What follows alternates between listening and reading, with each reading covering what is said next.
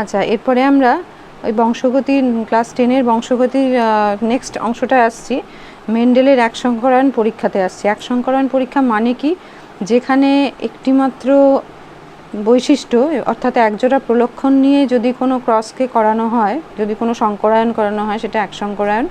আর যদি দুই বা ততোধিক বিপরীত জোড়া বৈশিষ্ট্য নিয়ে কাজ করা হয় তাহলে সেটা দ্বিসংকরায়ন।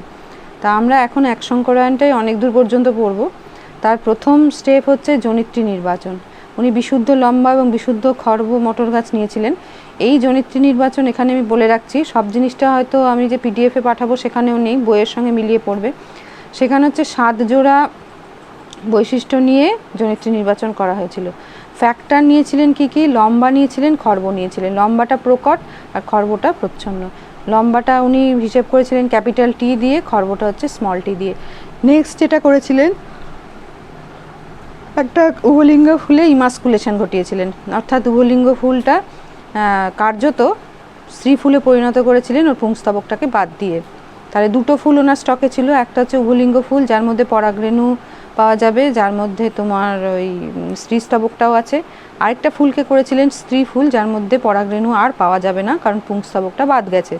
এই স্ত্রী ফুলটা নিয়েই কিন্তু আমাদের মূলত কাজ হবে। নেক্সট করেছিলেন ইতর পরাগযোগ।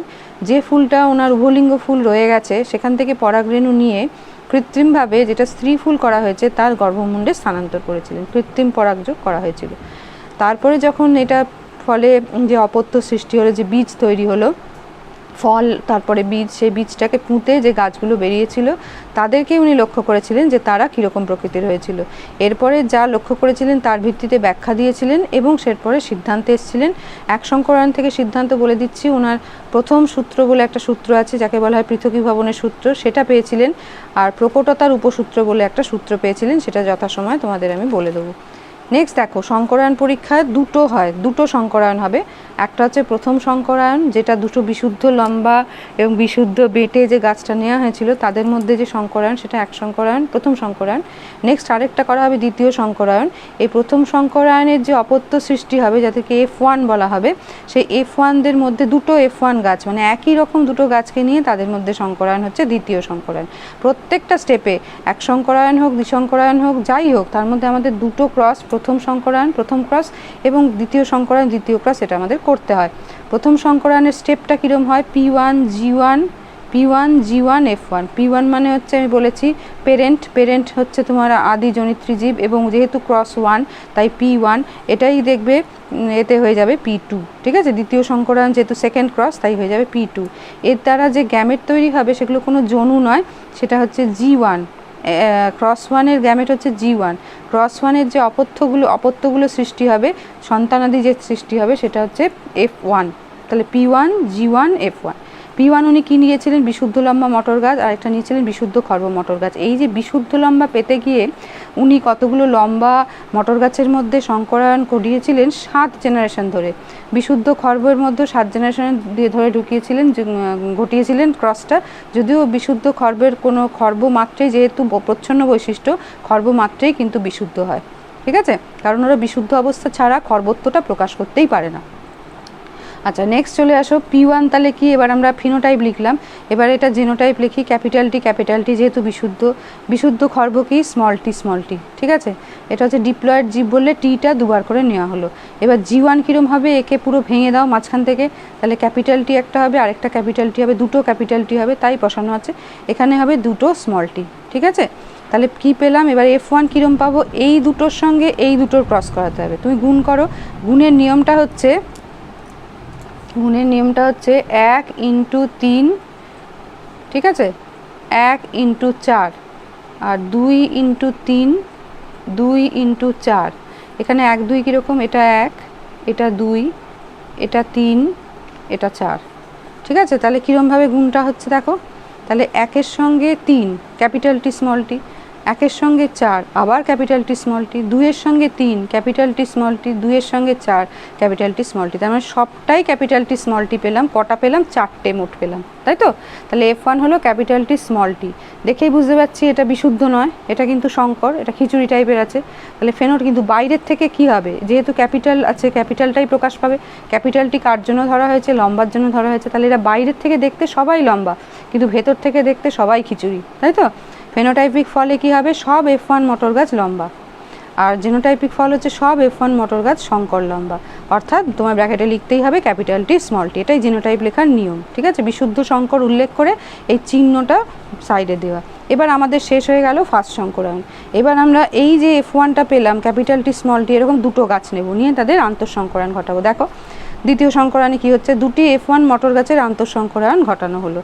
দাঁড়ালে তাহলে এখন আমাদের P2টা কী হবে, P2 তার মানে এই জেনারেশনের দ্বিতীয় শঙ্করায়নের জেনারেশন না, এই ক্রসটার যারা পি মানে পেরেন্ট মানে জনিত্রী, তারা P2 যেহেতু সেকেন্ড, এবং P2 মানেই হচ্ছে F1, আমি দুটো F1কে নিয়েছি, তাহলে P2 ইকুয়াল টু F1। তাহলে P2 কী আছে, F1 শঙ্কর লম্বা ইন্টু শঙ্কর লম্বা। আগেরটার সঙ্গে এটাই তফাৎ, আগেরটা হচ্ছে বিশুদ্ধ লম্বা ইন্টু বিশুদ্ধ খর্ব, দুটো ভিন্ন গাছ ছিল। এখানে কিন্তু কি হলো, দুটোই কিন্তু সেম ফেনোটাইপ জেনোটাইপ যাই বলো। ঠিক আছে, তাহলে P2 equal to capital T small T into capital T small T, again ভেঙে দাও একইভাবে 1 2 3 4, আর চিহ্ন দেবে না। এবার এটাকে বক্স করতে হয়, F2 যখনই দেখাও এটা বক্স করতে হয়, একে বলা হয় পানেট স্কোয়ার অথবা চেকার বোর্ড।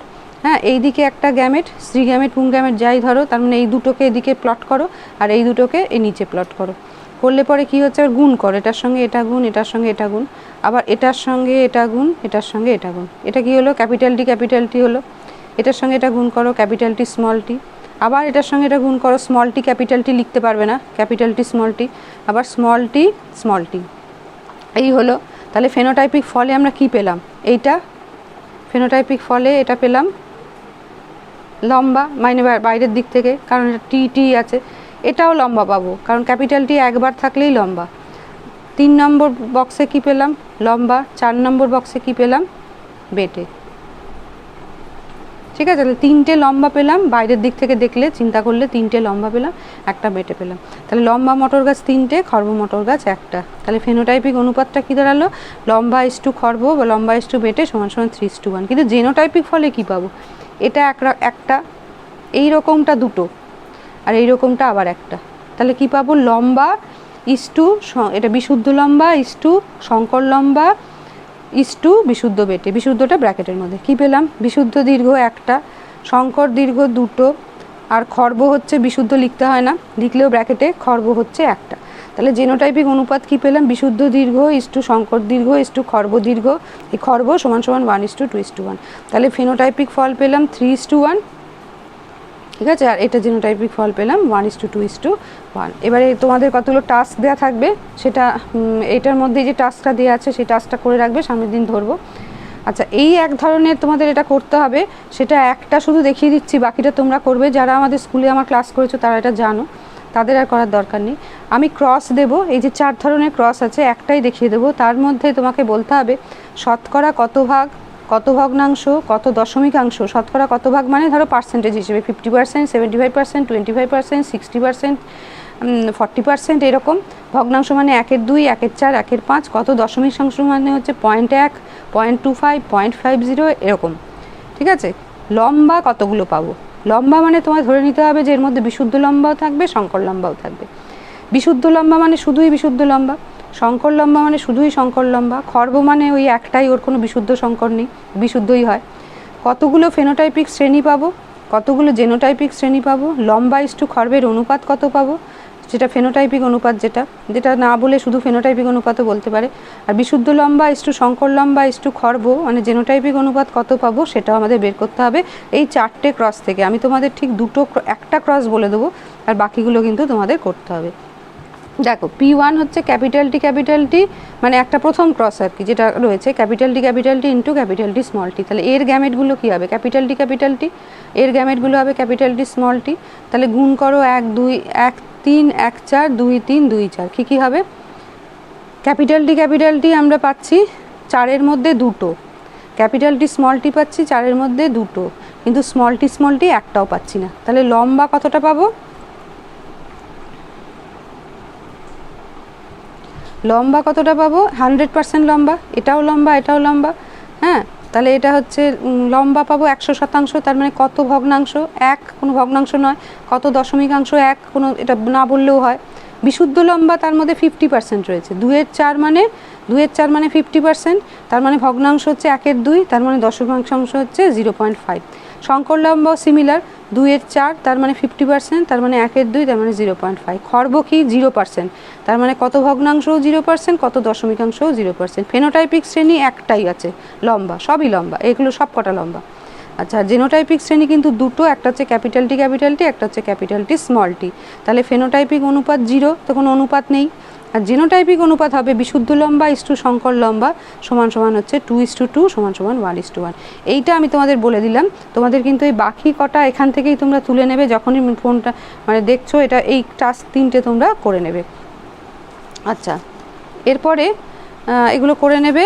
এরপরে আমরা আসছি একটু ধরো, এরপরে আসছি আমরা মেন্ডেলের ব্যতিক্রমে। মেন্ডেলের ব্যতিক্রম হচ্ছে এক হচ্ছে লিঙ্কেজ।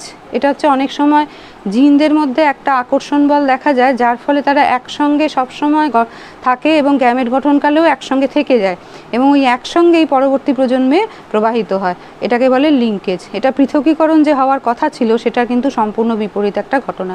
হ্যাঁ, মেন্ডেলে আমরা কি দেখেছিলাম, পৃথকীকরণের সূত্র যেটাতে পেয়েছিলেন মেন্ডেল, যে অ্যালেলগুলো গ্যামেট গঠনকালে পরস্পর থেকে পৃথক হয়ে যায়। এখানে কিন্তু লিঙ্কেজ যে ঘটনাটা, এটা ভীষণভাবে দেখা যায় প্রকৃতিতে। এটাতে কিন্তু পৃথকীকরণ যেটা হয়েছিল তার ঠিক উল্টোটা হবে, ওখানে সব পৃথক হয়ে গিয়েছিল, এখানে কিন্তু পৃথক না হয়ে একসঙ্গে থাকবে। সম্পূর্ণ লিঙ্কেজ মানে জিনগুলি যখন সম্পূর্ণ যুক্ত থাকবে, কোনো সময় আলাদা হবে না, তখন সম্পূর্ণ লিঙ্কেজ বলবো। আর জিনগুলি যদি আংশিক একত্রিত থাকে, 50% টাইম বা 40% টাইম একসঙ্গে, আবার বাকি কিছু সময় আলাদাও থাকে, তাকে বলবো অসম্পূর্ণ লিঙ্কেজ। নেক্সট একটা ভীষণ ইম্পর্টেন্ট জিনিস, সেটা হচ্ছে অসম্পূর্ণ প্রকটতা। এটা হচ্ছে একটি জিনের একটা প্রকট ও একটা প্রচ্ছন্ন অ্যালেল থাকে, কিন্তু প্রকট বৈশিষ্ট্যটি সম্পূর্ণভাবে প্রচ্ছন্নের ওপর প্রকট নয়।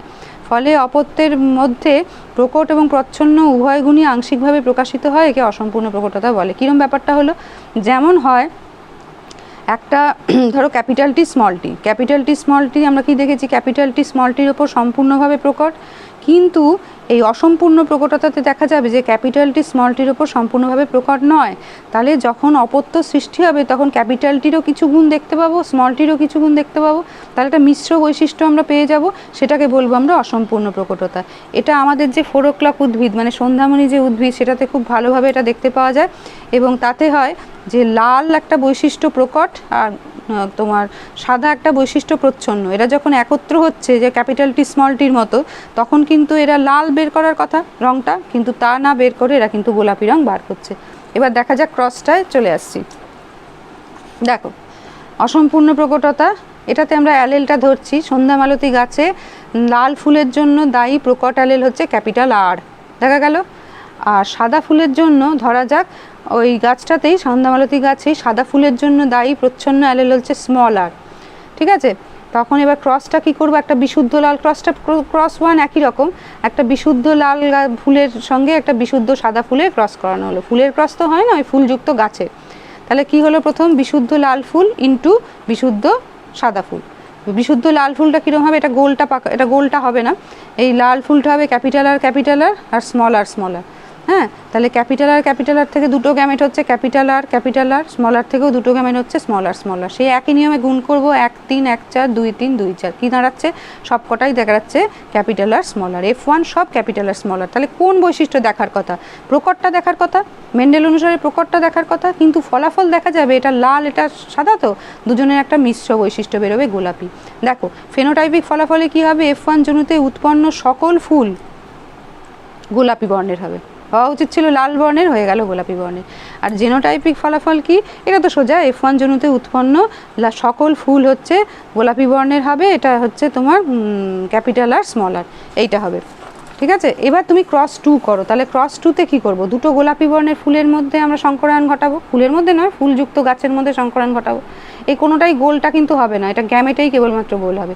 P2 তাহলে কি হচ্ছে ক্যাপিটাল আর স্মল আর ইন্টু ক্যাপিটাল আর স্মল আর, এর থেকে তুমি গ্যামেট বার করো, সেটা হচ্ছে ক্যাপিটাল আর স্মল আর, এর ক্যাপিটাল আর স্মল আর। সিমিলারলি একইভাবে বক্স বসাও, যেমন বক্স টক্স সব এক হবে, কিন্তু এখানে দেখো প্রথম বক্সটার ক্যাপিটাল আর এটা লাল ফুল হবে, এটা তো কোনো মানে এর মধ্যে ডিসিশনের কোনো এদিক ওদিক নেই। আর ক্যাপিটাল আর স্মল আর যেই হয়ে গেল, এটা কিন্তু লাল ফুল হওয়া উচিত ছিল অ্যাকর্ডিং টু মেন্ডেল, কিন্তু যেহেতু এটা মেন্ডেলবাদের ব্যতিক্রম, এটা হয়ে যাবে ক্যাপিটাল আর স্মল আর, একটা মিশ্র বৈশিষ্ট্য দেখাবে গোলাপি। নেক্সট এগেইন 3 নম্বরে চলে এসো, ক্যাপিটাল আর স্মল আর, এখানেও দেখো গোলাপি, ঠিক আছে। আর স্মল আর এটা তো সাদা হবেই, কোনো সমস্যা নেই। তাহলে এই দুটো যেটা লাল হওয়ার কথা ছিল, এই দুটো কিন্তু হয়ে গেল গোলাপি। তাহলে ফেনোটাইপিক ফলে আমরা কি দেখছি, দুটো ক্লাস পাওয়ার কথা, লাল আর সাদা পেলাম, কিন্তু লাল, গোলাপি, সাদা। দেখা যাক ফেনোটাইপিকে লাল ফুল ইস্টু গোলাপি ফুল ইস্টু সাদা ফুল কী পেলাম, 1:2:1। জেনোটাইপও তাই, লাল ফুল, গোলাপি ফুল, সাদা ফুল কী পেলাম, 1:2:1। তাহলে মেন্ডেলের ব্যতিক্রম কী কী ক্ষেত্রে বুঝতেই পারছো। F1 জনুতে প্রকট বৈশিষ্ট্যগুলি তোমার প্রকাশ পাওয়ার কথা ছিল, কিন্তু এদের মধ্যবর্তী একটি বৈশিষ্ট্য গোলাপি আবির্ভূত হলো। ঠিক আছে, মেন্ডেল তত্ত্ব অনুসারে F1 জনুতে কিন্তু সমস্ত F1 এর মধ্যে প্রকট বৈশিষ্ট্য আসা উচিত ছিল, যেটা কিন্তু এলো না। আর F2 জনুতে জেনোটাইপিক রেশিও হওয়া, জেনোটাইপিক ফেনোটাইপিক রেশিও এখানে অভিন্ন হয়ে গেছে, দুটোই হচ্ছে 1:2:1, 1:2:1। কিন্তু মেন্ডেল অনুসারে কী হওয়া উচিত ছিল, ফেনোটাইপিক ফল হওয়া উচিত ছিল 3:1 আর জেনোটাইপিক ফল হওয়া উচিত ছিল 1:2:1। আর কি F2তে দুটো ফেনোটাইপিক শ্রেণীর পরিবর্তে, মানে লাল এবং সাদা, এটার পরিবর্তে 3টে ফেনোটাইপিক শ্রেণী দেখা গেল। সেটা হচ্ছে তোমার একটা হচ্ছে লাল, একটা হচ্ছে গোলাপি, একটা হচ্ছে সাদা, এই 3টে দেখা গেল। এটা হচ্ছে অসম্পূর্ণ প্রকটতা। এবার চলে এসো সমপ্রকটতা। এটা হচ্ছে বংশগতিবিদ্যার আরেকটি ব্যতিক্রম মেন্ডেল তত্ত্বের। এটাতে কি হচ্ছে, এখানে হচ্ছে একটা জিনের একাধিক অ্যালেল থাকবে এবং একাধিক প্রকট অ্যালেল থাকবে, এবং যখনই প্রকট অ্যালেলগুলো একসঙ্গে হচ্ছে, প্রকট যখন প্রচ্ছন্নের সঙ্গে থাকছে তখন সমস্যা নেই, কিন্তু যখনই প্রকটগুলো প্রচ্ছন্নের সঙ্গে পড়ছে, এই প্রকটের সঙ্গে প্রকট করছে, তখন কিন্তু দুজনের কেউ প্রকাশিত না হয়ে একটা নতুন সম্পূর্ণ সেপারেট একটা বৈশিষ্ট্য আসছে। এখানেও একটা নতুন বৈশিষ্ট্য এসেছিল, কিন্তু সেটা মিশ্র বৈশিষ্ট্য ছিল, কিন্তু এখানে কোনো মিশ্র বৈশিষ্ট্য নয়, সেটা একেবারে কমপ্লিটলি সেপারেট একটা বৈশিষ্ট্য আসছে। হ্যাঁ, এবারে বলছে মানুষের যে তোমার ব্লাড গ্রুপ যে তৈরি করে, তার অ্যালেল, তার জিন একটা, সেটা হচ্ছে আই, এবং তার অ্যালেল হচ্ছে 3টে। প্রকট অ্যালেল হচ্ছে ক্যাপিটাল I⁴A, লেখার এখানে একটু ভুল আছে, আমি ঠিক করে দেবো। আরেকটা প্রকট হচ্ছে ক্যাপিটাল I⁴B, ঠিক আছে, আর প্রচ্ছন্ন একটা, সেটা ক্যাপিটাল I⁴0। এটা দেখা যাচ্ছে যখন IA এবং IB দুটোই তো প্রকট, এরা যখন IA যখন I0-র সঙ্গে বসছে নিজেকে প্রকাশ করছে, IB যখন I0-র সঙ্গে বসছে নিজেকে প্রকাশ করছে।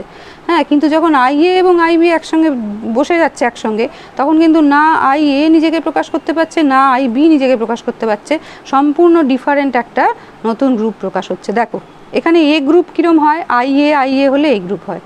আরেকটা কীরম হয়, IA, এটা হচ্ছে বিশুদ্ধ, আর যদি সংকর হয় তাহলে IA I0 আরেকটা A গ্রুপ হয়। বি গ্রুপও সিমিলারলি IB একটা বি গ্রুপ হয়, আরেকটা বি গ্রুপ হয় IB I0। AB গ্রুপ হয় IA IB। এখানে কি হওয়া উচিত ছিল, কিছুই তো আমরা বুঝতে পারছি না কি হওয়া উচিত ছিল। আইদার A প্রকাশিত হবে, নয় B প্রকাশিত হবে, কি হবে ব্যাপারটা। দুজনেই তো রয়েছে একদম প্রকট বৈশিষ্ট্য, কাজে দুজনের কেউ প্রকাশিত না হয় প্রকাশিত হলো AB গ্রুপ। যদি A প্রকাশিত হতো তাহলে A গ্রুপ হতো, যদি B প্রকাশিত হতো তাহলে B গ্রুপ হতো, কিন্তু হলো AB group, quite different from A group and B group. আর ও গ্রুপ তো খুব সোজা, I0 যখন বসছে তখন ও গ্রুপ হচ্ছে। ঠিক আছে, এবার এইটাতে দেখো একটা ক্রসই আমি দেখাবো, বাকি ক্রস আমি করতে দেবো সামনে।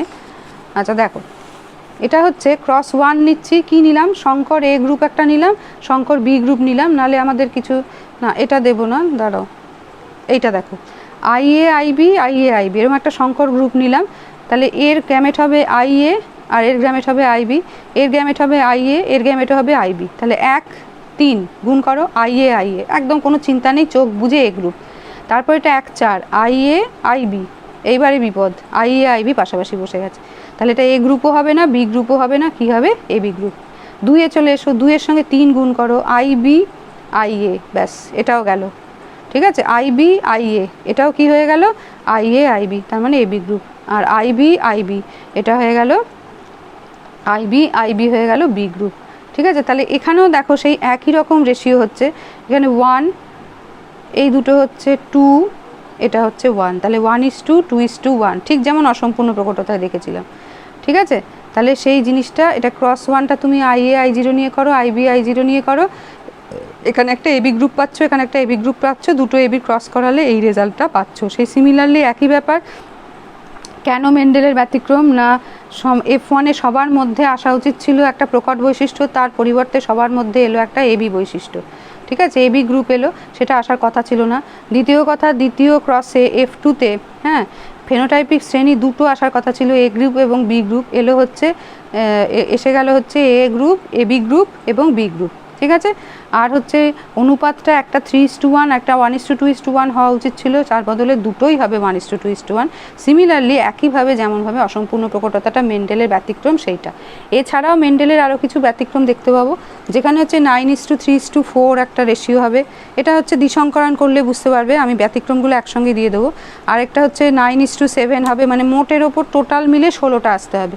12:3:1 হবে, আবার 15:1 হবে। এরকমভাবে কতগুলো হবে সেটা আমি আবার পরবর্তী সময় বলে দেবো।